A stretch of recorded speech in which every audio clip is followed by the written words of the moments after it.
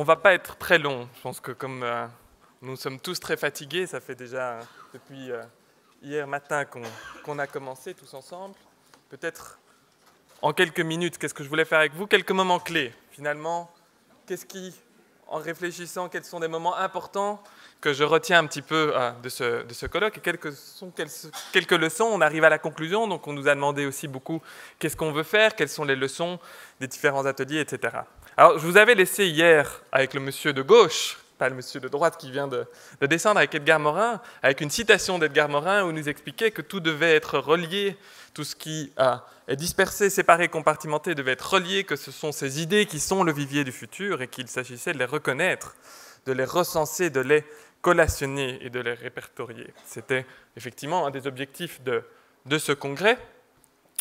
Je gardais quelques images un petit peu importantes. D'abord, Jeremy Rifkin qui nous disait que ce qui était extrêmement important, c'était de prendre en compte le fait qu'il y ait des structures de raisonnement qui diffèrent. Il parlait de l'appréhension de la réalité de la jeune génération qui est totalement différente de l'appréhension de la réalité qu'il avait par exemple, de besoin de prendre en compte ceci, sinon on n'arrivera pas à trouver des solutions pour justement ces générations. La manière dont nous, on perçoit finalement un problème est évidemment différente de la manière dont une autre génération. Je pense que c'était un message intéressant. Il y avait un élément que d'ailleurs Pierre Haddan vient de reprendre, c'est cette question du rôle que le citoyen peut avoir. Et Jeremy Rifkin nous disait justement que par rapport aux grands prendre de rubriques en termes d'émissions de CO2, deux rubriques sont liées au comportement aussi des citoyens que nous sommes. La question de l'habitation et la question de la nourriture, c'est effectivement, j'ai préparé ces slides, comme vous en doutez, un petit peu avant, mais c'est exactement ce que vient nous dire aussi Pierre Haddan. Donc, et puis la question des limites, évidemment, que l'on lit souvent aux travaux de Tim Jackson, mais finalement, cette question des limites dépasse très largement ceci, c'est-à-dire qu'on a beaucoup d'orateurs qui nous ont parlé des limites, mais pas simplement des limites macroéconomiques, des limites environnementales, mais aussi de comment nous, personnellement, et je pense que les deux interventions sont vraiment sur ça, comment nous, personnellement, on peut intégrer ces limites, on peut être heureux avec ces limites, quelle est cette conversation, c'est le terme de Tim Jackson, que l'on peut avoir, cette conversation personnelle. Ça, c'était, je pense, le lien qu'on peut faire avec Pierre Haddan, pour tenir compte de ces limites, se familiariser avec ces limites et pouvoir avancer vers un modèle, vers une vision, comme on nous les a décrits, vers lequel on veut tous bouger. Alors, quelle méthode? Donc ça, c'est évidemment un petit peu sur quoi je vais vous parler ces 5 minutes. C'est la question de la méthode. On est académique, on ne se refait pas. Sunita Narain nous a parlé, quand on lui a demandé finalement de méthode, nous a dit ce qui est important, c'est d'interroger les gens.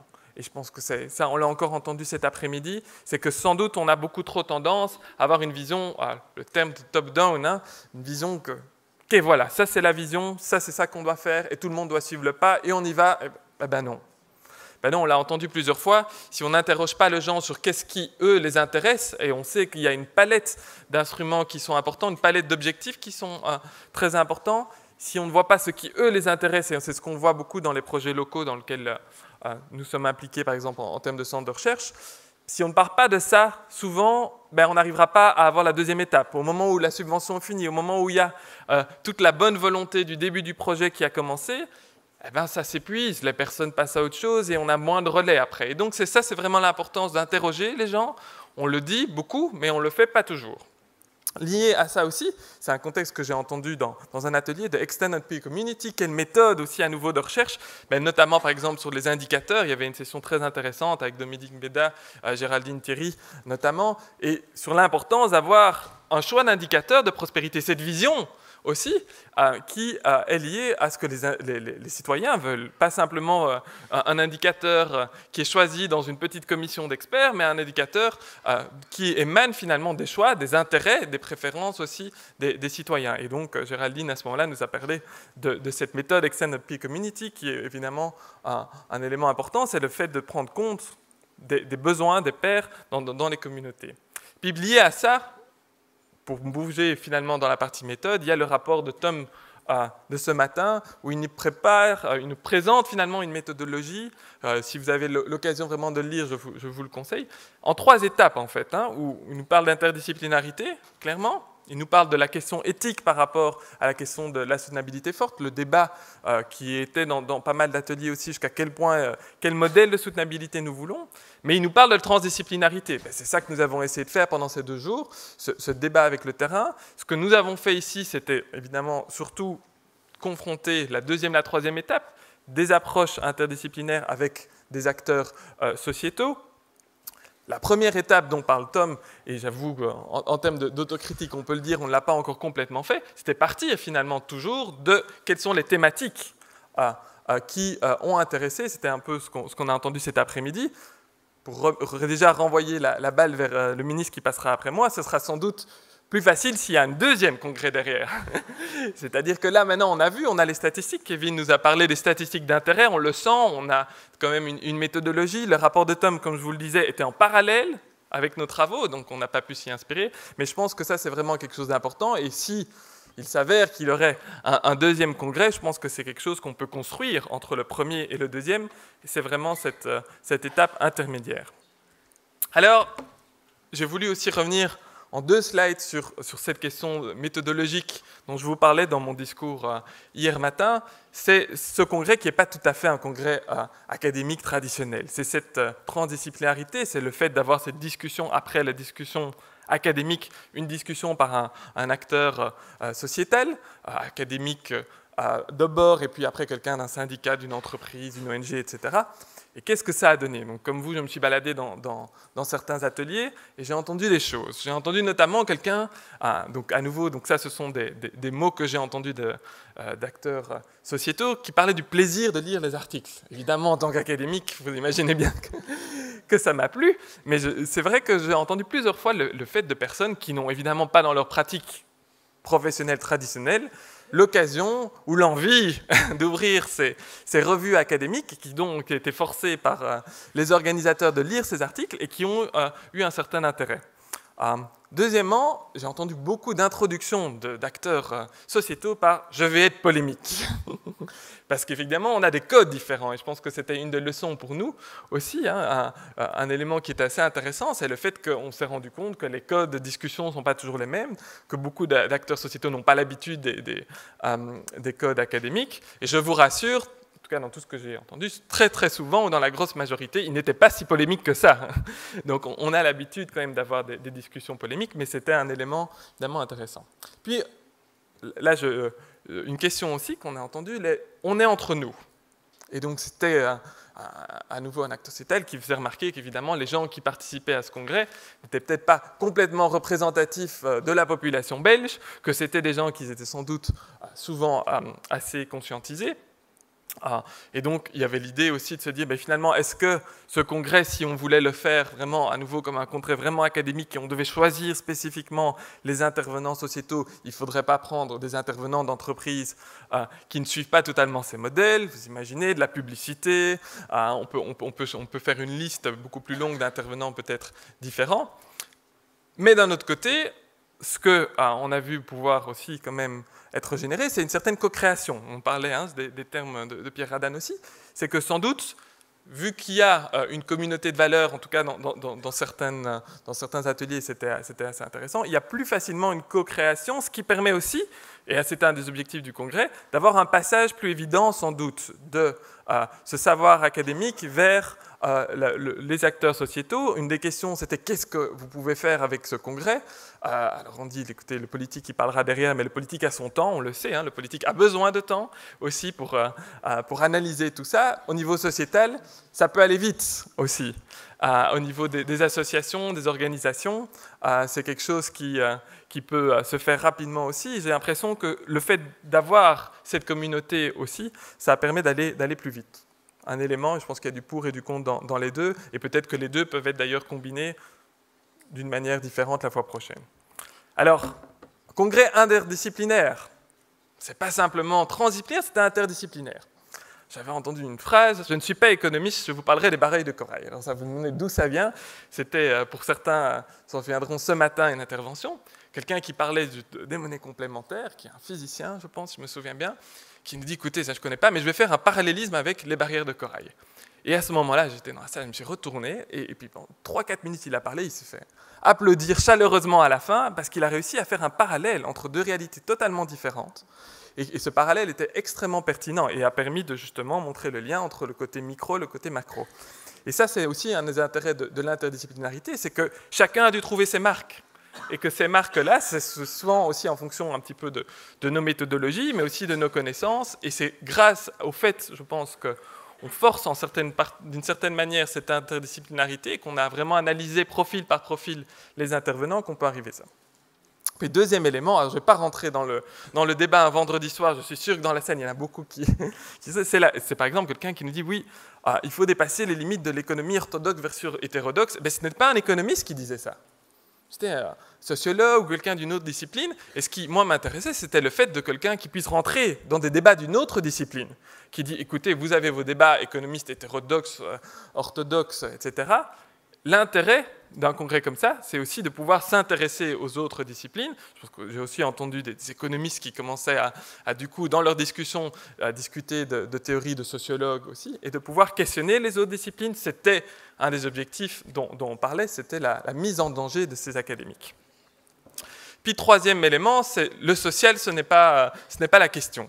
Ça, c'est quelqu'un qui m'est revenu, je vous avoue que je n'étais pas dans la... Et donc là, c'est un peu toute la difficulté aussi, hein, c'est de se rendre compte que finalement, dans la discussion, on n'est pas toujours tous spécialisés sur tout, qu'on a ce statut de l'expert, à nouveau un grand débat, hein, et donc on ne se sent pas toujours compétent finalement.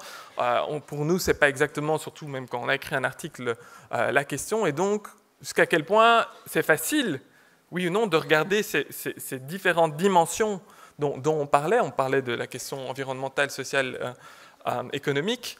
Et donc ça, on l'a vu quelquefois, c'était cette difficulté à avoir cette approche globale lorsqu'on est le discutant académique encore plus. Alors, premier bilan, juste pour finir, 2 slides. Très difficile à chaud de faire un bilan. Je vous avais parlé de cette idée d'événement, moi qui me tient assez fort à cœur. Je ne sais plus, je pense que dans une autre session, quelqu'un parlait d'Isabelle Stengers, elle utilise assez souvent ce terme d'événement aussi. Et l'idée, c'était d'avoir, dans chaque session, un regroupement, finalement, de qu'il se passe quelque chose, qu'il puisse y avoir quelque chose qui est généré grâce à ce regroupement. Dans certaines sessions, en tout cas, on a vu, et ça, on a été assez contents, du fait qu'il y a eu ce regroupement d'acteurs, des gens des administrations, des gens des cabinets qui ont des compétences sur lesquelles on discutait, mais aussi des académiques de différentes disciplines, quelquefois des académiques interdisciplinaires. Et ça, j'ai l'impression que ça a créé des liens et évidemment des éléments qui nous rendent toujours assez heureux, c'est quand hier soir, à la sortie, on a quelqu'un d'une ONG qui invite un académique à rentrer dans leur bureau lundi pour discuter de leur pratique. L'académique qui dit « moi, je vais t'inviter à mon cours pour donner pour faire un speech en tant qu'intervenant invité ». Et donc ça, quand même, je pense que ça ne s'est pas passé partout, mais quelquefois, ça s'est passé. Il y a eu cet événement et on espère que ça puisse aussi continuer, évidemment, après le congrès. Alors, deuxième élément, c'est cette mode de fonctionnement du congrès a questionné nos codes de réunion académique. Clairement, quel est le rôle du discutant interdisciplinaire lorsqu'il y a des acteurs sociétaux? Ce n'est pas évident. Donc là, à nouveau, c'est l'occasion de remercier, on aura quelques remerciements après, mais déjà, tous nos collègues académiques qui se sont prêtés au jeu. La discussion interdisciplinaire n'est pas déjà évidente. Premier élément, on a quelqu'un d'une autre discipline, pas les mêmes paradigmes, pas les mêmes méthodologies. Et en plus de ça, il faut que ma discussion elle soit compréhensible par plus de 50% ou 50% de la salle qui n'est pas dans le milieu académique. Double difficulté. Et ça, c'est vrai que cette méthodologie a sans doute complexifié l'élément, mais ça a aussi permis, à mon avis, de générer un certain nombre de choses. Je vous parlais de la mise en danger des théories académiques. Tout l'enjeu par rapport à ça, ça va être la génération aussi, en termes académiques, de nouveaux savoirs. Ce qui va se passer après le congrès, les rencontres qui sont eues, comme disait Paul-Marie Boulanger, peut-être que pour certains éléments, il faudra attendre un certain nombre de mois pour voir qu'est-ce qui a pu être généré, mais c'est ça qu'on espère, évidemment, c'est que ces interactions ont pu créer quelque chose. Et puis, un des éléments qui, peut-être, une des remarques qui nous ont fait le plus plaisir, que j'ai eu l'occasion d'entendre par quelqu'un qui n'est pas du tout académique aussi, c'est quelqu'un qui me rappelait évidemment que la mission des universités, elle est triple. Elle est l'enseignement, celle qu'elle on pense en général, donner cours aux étudiants. C'est la recherche. et on sait qu'on est souvent surtout évalué sur notre recherche, mais c'est aussi ce troisième élément, qui est quelquefois un peu le parent pauvre dans le milieu académique, c'est les services à la communauté. Et ça fait partie vraiment des trois missions, des trois piliers du rôle d'un académique. Et sans doute qu'avec un congrès comme ceci, on n'a pas vraiment lié encore l'enseignement. On ne peut pas tout faire quand même. On nous a déjà demandé beaucoup de choses à un congrès académique dans ce cas-ci. Mais on a aussi, je pense, réussi à un peu plus rapprocher des missions importantes qui sont la mission de recherche et les débats et les services à la communauté, en tout cas l'interaction avec cette communauté. Je pense que ça peut être un des éléments. On n'y a pas pensé à l'origine. C'est à nouveau quelqu'un de non académique qui m'a fait ce compliment, qu'on a vraiment pris comme un compliment. Et ça, c'est évidemment un très beau compliment. Puis, dernier élément sur ce bilan, c'est un principe, peut-être qu'un certain nombre d'entre vous qui sont familiers avec les méthodes de pédagogie active, on parle ça dans les forums ouverts notamment, il y a un principe dans les forums ouverts, c'est les personnes qui sont là sont les bonnes. Et je reviens évidemment par rapport au slide précédent qui disait, mais oui, peut-être qu'il faut s'ouvrir à d'autres acteurs, etc. On a eu quand même l'impression de se dire, mais avec les personnes qui étaient là, ce sont les bonnes personnes, on a permis de créer, de générer beaucoup de choses, beaucoup de contacts, beaucoup d'idées aussi. Et donc ça, c'est une manière déjà de vous remercier tous. Alors, dernier slide, évidemment. Et demain, qu'est-ce qui se passe lundi matin, quand on rentre tous dans nos différentes institutions, vers où on va? Alors, 3 idées pour conclure. Tout d'abord, en termes de méthodologie. Alors, on connaît tous maintenant les méthodes de pédagogie active. Peut-être qu'on peut passer aussi à la nouvelle type de méthode de recherche, la recherche active, entre guillemets, aller plus loin. Donc ici, on a innové avec l'interdisciplinarité, avec la transdisciplinarité. On peut encore aller plus loin. On a quand même été conservateur sur d'autres éléments. On a fait un appel à contribution. Je pense qu'on peut encore, en tout cas, se laisser des poches pour, à nouveau, faciliter cette interaction. L'appel à contribution, sans doute, nous permet d'avoir des textes, et je pense que c'est un output, toutes ces contributions que vous avez pu lire et qui sont d'ailleurs sur notre site, au cas où vous n'avez pas pu avoir accès à tout. Maintenant, peut-être que le savoir de demain a encore besoin de plus d'innovation en termes de méthodes de recherche. Peut-être qu'on doit encore se laisser d'autres poches, d'autres méthodes, et donc ça, c'est à nouveau une question ouverte, mais c'est quelque chose qui est important. Alors, on nous a dit tout le monde, ben oui, on espère que c'est un premier pas. Ben, permettez-moi de vous dire, pour en avoir encore discuté avec Jean-Pascal, pour nous, c'est surtout un aboutissement. tout le monde nous renvoie, effectivement. Après tout ce travail, effectivement, je pense qu'on peut quand même déjà tous se réjouir. On aura encore le discours du ministre derrière. Mais que ça est arrivé, je me souviens, il y a un peu plus d'1 an, comme disait Jean-Pascal hier, j'étais au milieu des rizières au Vietnam. On me donne un coup de téléphone en me disant « Est-ce que tu as envie d'organiser un congrès avec le professeur Jean-Pascal Ensperzé sur le développement durable ?» 2-3 réunions, je reprends les termes, il y a une personne qui... 2-3 réunions, tu verras, ça va aller tout seul. Je vois le ministre Nollet qui devient rouge, ça me rassure un petit peu. C'est du véridique. Et donc, 1 an après, quelques nuits passées aussi à discuter, évidemment, je pense qu'on est dans un premier pas, mais on arrive quand même à avoir un certain aboutissement. Dernier élément, par rapport au rapport de Tom, on nous demande mais qu'est-ce qu'on peut faire? Mais je pense qu'on peut aller assez loin. Donc ça, c'est une question ouverte. Mais ce rapport de Tom, effectivement, on a beaucoup d'éléments qui nous semblent importants, notamment sur cette méthodologie. Ben, peut-être que cette méthodologie pourrait être intégrée beaucoup plus par rapport aux méthodologies ou aux appels du FNRS. Peut-être que le ministre nous en dira un mot plus tard, mais je pense que c'est quelque chose qui peut être important dans la question de développement durable. Plus largement, on a entendu d'autres personnes qui nous disaient qu'on pouvait les appliquer pour autre chose. Donc, je parle bien de la méthodologie terrain, puis recherche et puis retour vers le terrain. Donc ça, je pense que ça peut être vraiment un élément à reprendre. Et notamment, on nous a dit, mais oui, mais vous imaginez, vous êtes un peu idéaliste. Les appels de l'ERC et les académiques dans la salle, donc c'est sans doute le budget le plus important, plus prestigieux au niveau européen, ce sont les bourses ERC, ont notamment en annexe une question éthique, qui est souvent plutôt pour les sciences médicales. Mais donc, c'est possible d'avoir cette réflexion. On l'a de plus en plus dans l'université, on demande aux chercheurs certaines annexes, etc. Mais pourquoi pas demander aux chercheurs de réfléchir? Il y a la question éthique, développement, soutenabilité forte, etc. Mais je pense que ça peut être une piste dans le futur.